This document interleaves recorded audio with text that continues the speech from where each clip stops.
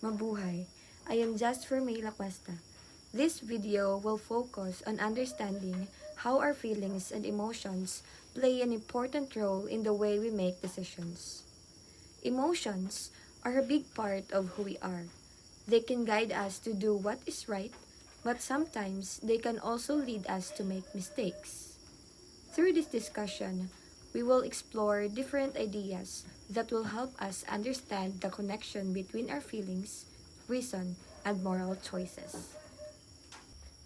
Our first objective is to explain the role of feelings in decision making, how our emotions influence our thoughts, actions, and the choices we make every day. Next, we will talk about the advantages and disadvantages of emotional decision making.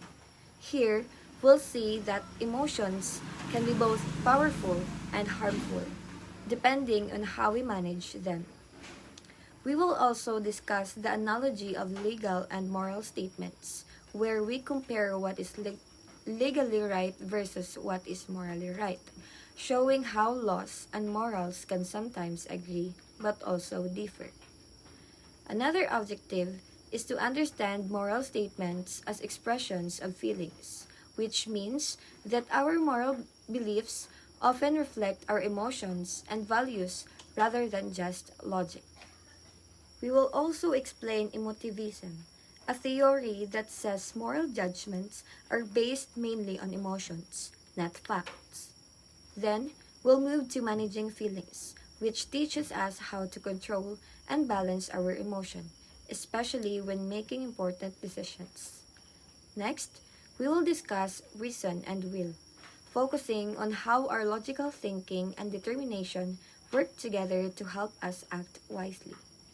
Finally, we'll talk about the courage to be, which reminds us to be strong, stay true to our values, and have the confidence to make moral decisions even when it's difficult. Feelings in decision making. Imagine standing at a crossroads. On the one side is what you know is right, and on the other side is what your heart is pulling you toward. In that moment, do we decide with our head or with our heart? Studies shows that up to 90% of the decisions we make every day are influenced by our emotions. This means that most of the time, our feeling take the driver's seat in moral. When we say feeling in general, it is an emotional state or reaction, experience of physical sensation like feeling of joy, feeling of warmth, love, affection, tenderness, and others. Feelings are more than just reactions. They are powerful forces that shape our moral reasoning. For example, emotions like compassion, love, or guilt can guide us towards doing what is morally right, such as helping a person in need. At the same time, feelings like anger, fear, or pride can cloud our judgment, pushing us towards harmful choices. Research also shows that our actual emotional state, whether we feel happy, sad, or frustrated, can influence how we judge a moral situation. So, feelings can either be obstacles that block good decisions or they can be guiding lights that lead us to the right path.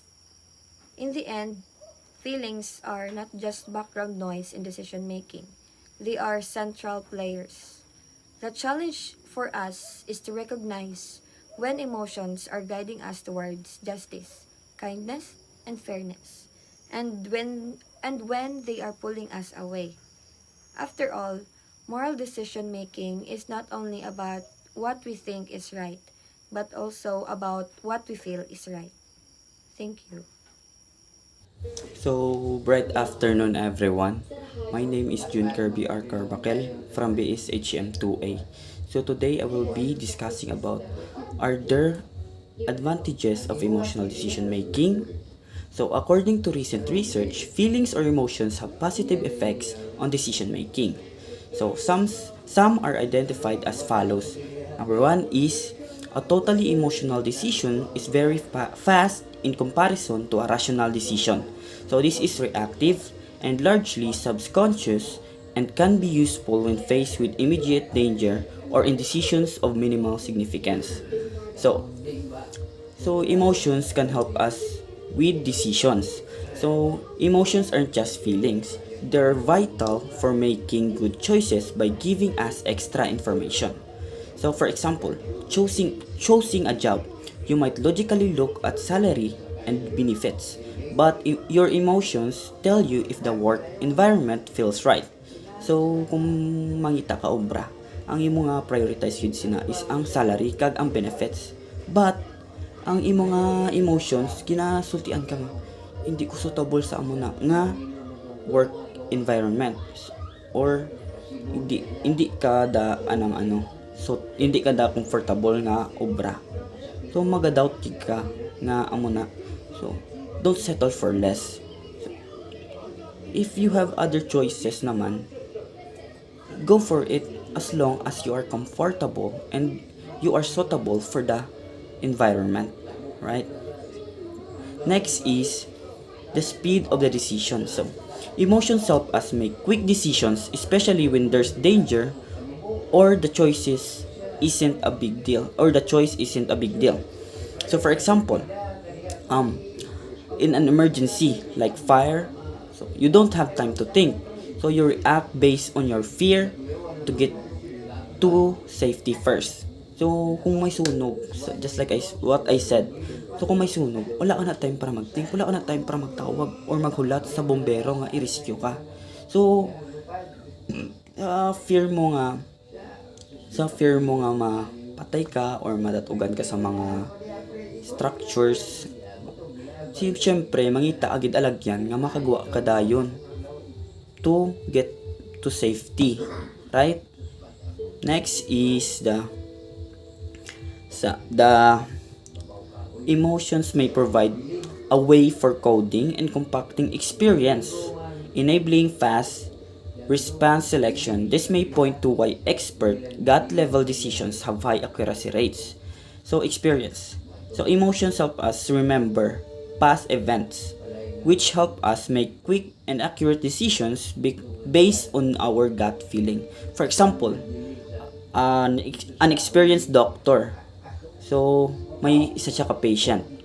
So, ang ara nga patients, ang mga diagnosis niya is same sa daan niya nga patient or sa naagyan niya nga patient. So, kung makita niya itong mga diagnosis, kabalo na sa kung ano ang sakit sa iya nga patient because na experience na niya last time, di ba? Makahambal na sa niya kung for example, kalain niya tiyan, tapos ginalupot sa, siyempre, diarrhea, di ba? Next is decisions that start with logic may need emotions to enable the final selection, particularly when confronted with near equal options. So here is the logic and emotion together. So when options seems the same, emotions help us to choose based on what we like or value. For example, picking between two similar houses. Both have the same features and price, but you choose the one that feels more like home. So for example, me, my personal opinion, okay? So may two choices ko In-law, sang if balay someone nga kung says baklo one's nun. act of Same stealing price, is wrong, same this features. can be checked So by the first looking at what choice actually is happened arang and ara sa comparing iskinita. it to the law. Tapos grabe Elements kagahod of nga thief under the neighborhood. law. Tapos Taking damo property, mga then the palaaway. person takes something. Tapos The damo property mga belongs adik. to someone else. Tapos ang second Was the choice ko item naman is owned by ang other person? peaceful nga yung The taking is neighborhood. without the owner's consent. Tapos friendly Did the person nga take mga it tao. without permissions? So mas piliin These ko the gid ang three second things choice. need for Kay amo an na ang act to be akon called nga stealing in preferences, law. kag amo na akong If the three naganahan elements nga are puy-an. proven with the evidence, Because they have the same then price it is a clear and the same that features, thief di ba? really So, happened. hindi ko This make this the napagpilian legal ang statement first choice kay was hindi na committed amo akong theft ganahan. true.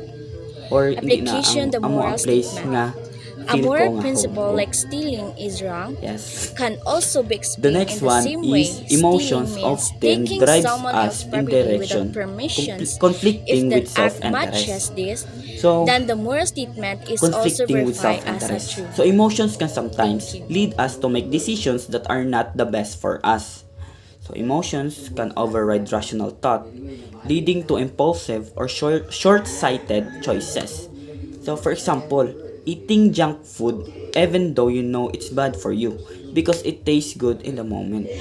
So, ang ara nga example is tungod kay namian ka sang food, naga short-sighted ka na nga.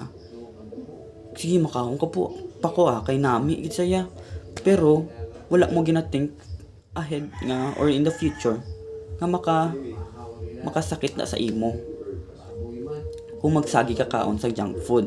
So ara bilang wala mo na ginapaminsar ang future tungod kay nanamian ka sang food. So that is wrong. So you should eat I eat I mean you should be wide wide you should be think widely, okay, for you to not suffer in the future, right? That's all. Thank you, everyone.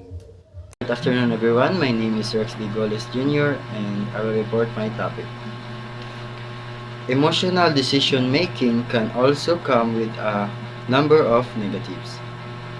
We make quick decisions without knowing why, and then create rational reasons to justify a poor emotional decision. Intensity of emotions can override rational decision making in cases where it is clearly needed. Immediate and unrelated emotions can create mistakes by discordant and creating binds and judgments. In some cases, this can lead to unexpected and reckless actions. Projected emotions can lead to errors because people are subject to systemic in inaccuracy about how they will feel in the future. When we let emotions take over, we don't always make the best choices. Sometimes we react in the moment, driven how we feel, and later try to come up with the logical reasons to defend what we did.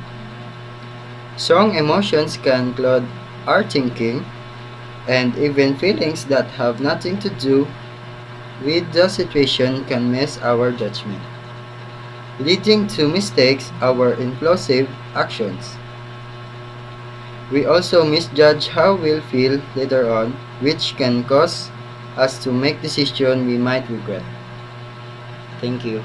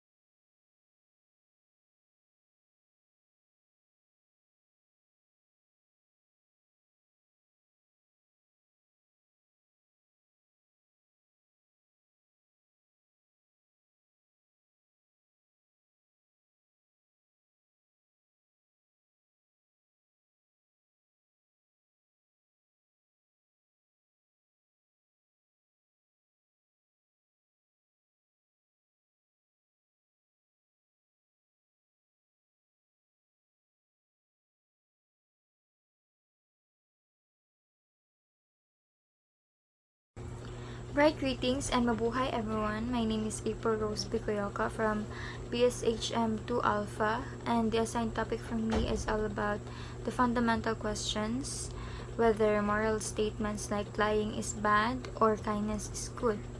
So it represents objective truths that exist independently of human feelings, or if they are simply expressions of our personal emotions, desires, or attitudes.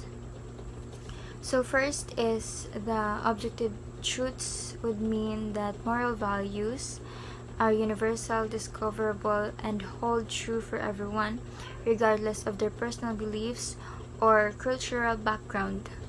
So if flying is objectively bad, it's bad everywhere for all time, much like how 2 plus 2 is 4 is objectively true.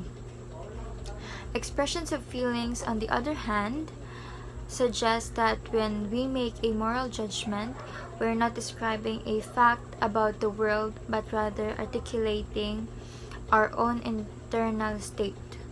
So it implies that morality is subjective, stemming from our emotional responses to actions and situations. So first is the emotivism. So according to a school of thought known as emotivism, championed by some linguistic philosophers, moral statements are not factually declarations but are primarily expressions to influence others' behavior.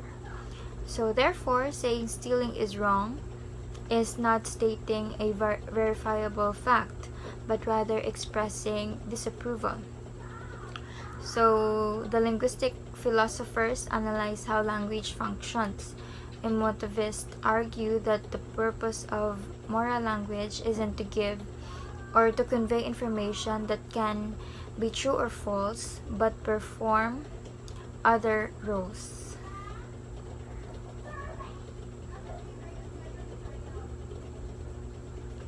Number 2 is verifiable. So it is a core tenet of emotivism that emotional statements verifiable in the same way function.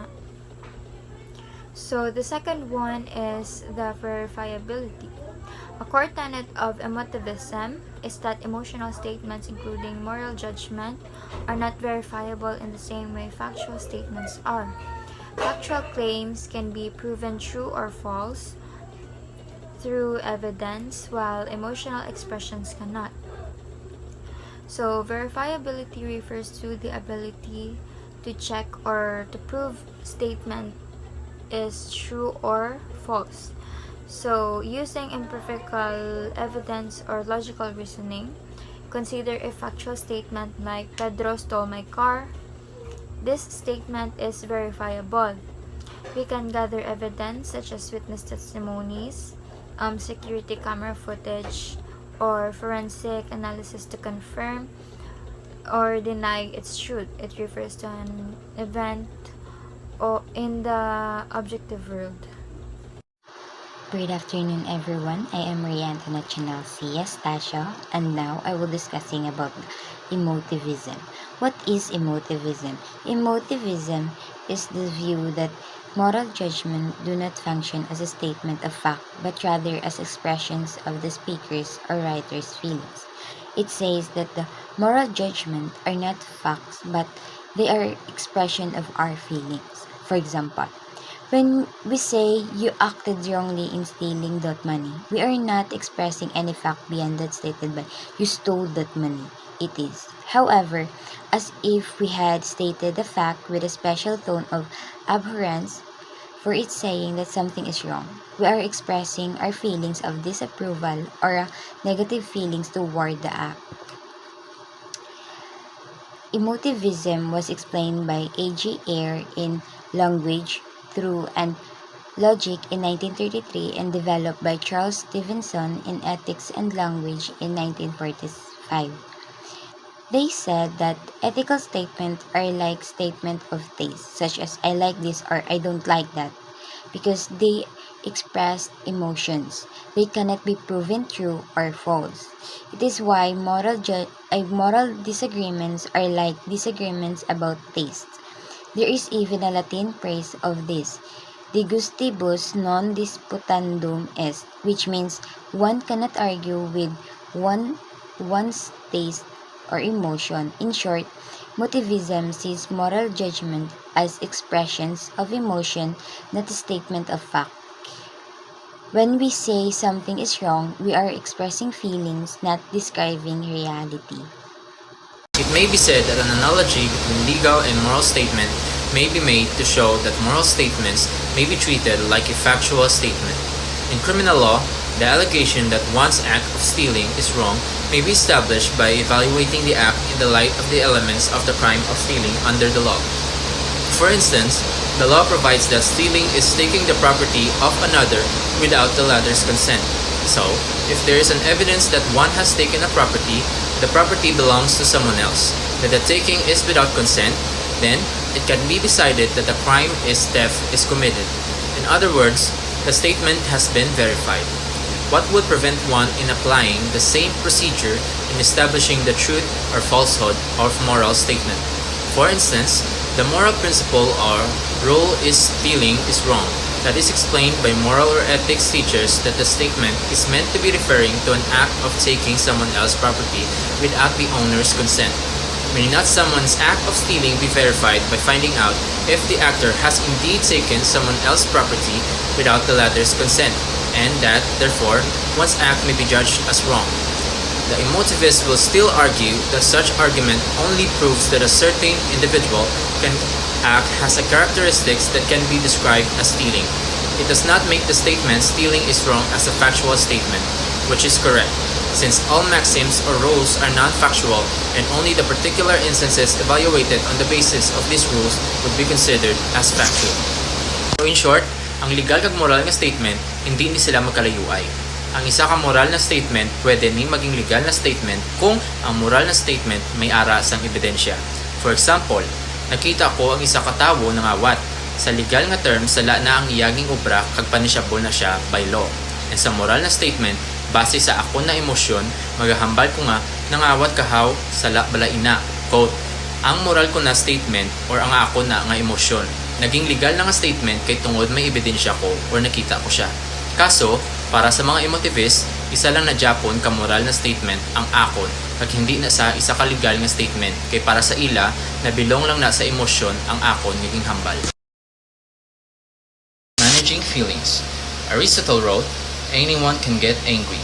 That is easy. To do this to the right person, to the right extent, at the right time, with the right motive, and in the right way, that is not for everyone, nor is it easy. In other words, your anger should not be displaced. The moral person manages their feelings well. For example, sa explanation nga ini, hapos lang kuno ang mangakig para kay Aristotle. Pero ang mangakig sa tsaktong nga rason, hindi kuno hapos kag hindi para sa tanan. So let's say for example, ang friend mo ang kilala mo, naulaan ka lang sang tubig sa imong nga bayo. Oo, sala ni, pero syempre naulaan ka lang sa tubig, hindi man na big deal, pero ikaw nangaki ka gidayon. Amo na sang isa sa mga ginhambal ni Aristotle nga pa ng tanan kaya mangakig pero hindi sa tsakto nga rason. Kag ang isa naman kaya ka tsakto nga rason, for example, let's say nagaobra ka bi assignment, tas ang imo bi classmate da or ano da ginasabad ka bisan ginasaway mo na sila nga hindi ka pagsabaron kay gaobra ka assignment or ga-research ka or gatuon ka kay nasabaran ka kag hindi ka makafocus. So isa na sa mga rason nga pwede ka mangakig kay tsakto ang imong ginapakigbato kumbaga. Hi everyone, I am Rachel Ann Manlanat and I am going to discuss the reason and will.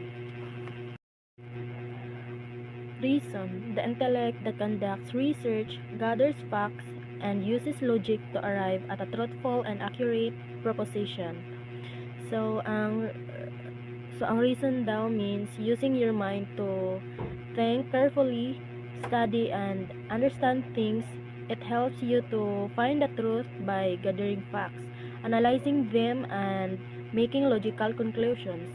Example, when a student writes a research paper, they use reason by reading books, collecting information, checking if the data is correct, and organizing it to make a clear and truthful conclusions.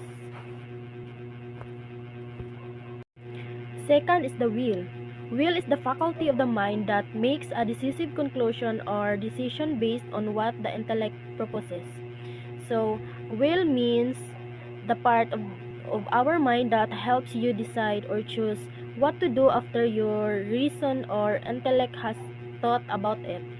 It's what gives you the power to take a action based on what you know is right or true.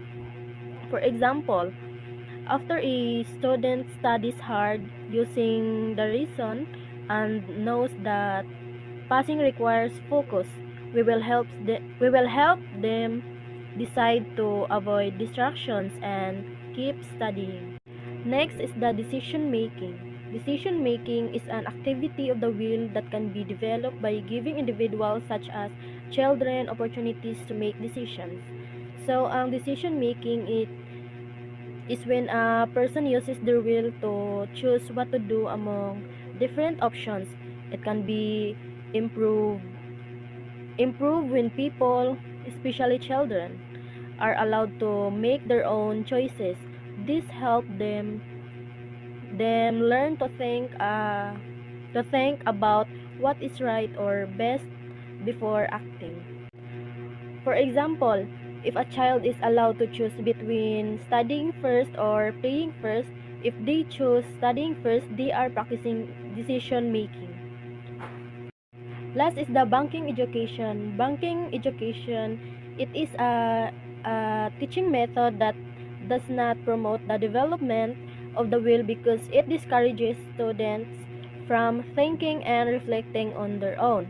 So, ang banking education, it is a way of teaching where the teacher just gives information and the students only listen and memorize about thinking deeply or sharing their own ideas. It's called banking because students are treated like empty banks where teachers just deposit knowledge. This method doesn't help students develop their will since they don't get to decide, reflect, or think for themselves. Like, for example, if a teacher only lectures and asks students to copy notes and memorize answers without explaining or asking for their opinions, that's banking education. The students just follow, not think or decide on their own. Evening everyone, I'll be sharing about Jean-Paul Sartre. Jean-Paul Sartre is a French philosopher and one of the most popular existentialists. According to Sartre, a person is nothing until he or she starts making decisions. What makes us who we are is that it's not just about our name or our background. It is our choices that we make in our life. So, in simple terms, our identity is made up of all our decisions combined.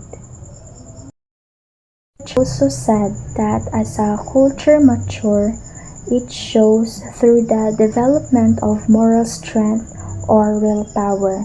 It is our ability to choose and act freely. This connects to the idea of free will. Free will means the power to choose. It is our ability to decide between different actions without being forced. It also the right to act, speak, and think the way we want. In short, free will is the power of self-determination.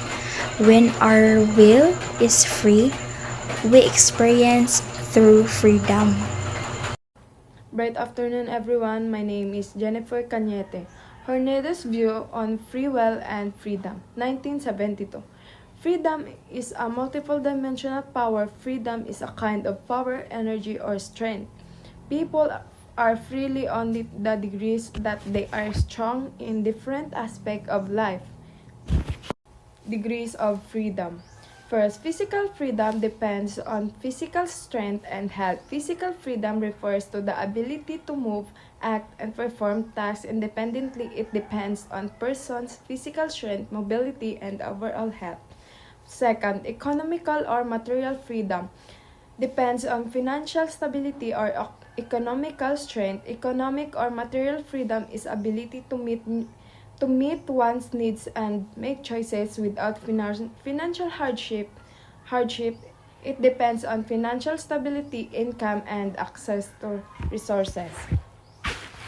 Third, moral freedom depends on moral strength, integrity. Moral freedom is ability to choose and act according to one's consequence and values. It depends on moral strength, integrity, and clear sense of right and wrong. Freedom should be understood as a positive power or ability, not just the absence of obstacles. Hornado's views on free will and freedom. Freedom as an active energy. Being free means having the energy and means to act. Freedom as an active energy. Freedom is not just absence of restriction. It is a presence of energy and resources that allows a person to act and create, to make choices. True freedom requires capacity to do, not just the permission. Freedom implies in all aspects. True freedom involves physical, psychological, and financial strength. A person physically or economically cannot fully exercise freedom. Freedom implies strength in all aspects. True freedom requires strength, physical, mental, and financial to make and act choice. Without this foundation, a person may be legally but unable to fully use that freedom in practice. Moral freedom as a moral strength. Moral strength gives people the ability to resist wrongdoing and oppression. Morally strong people will not allow tyrants or oppression to continue. Moral freedom as a moral strength. Moral freedom comes from the strength to stand up for what is right. Those with moral courage can resist injustice and refuse to submit a tyranny, preserving freedom for themselves and others. Jose Rizal insight quoted, there can be no tyrants where there can be no slaves. Good afternoon, everyone. My name is Mia Din, and this is the report. Courage to be. Courage to be is a true courage means in affirming and accepting oneself and life despite flaws, failures, and hardship.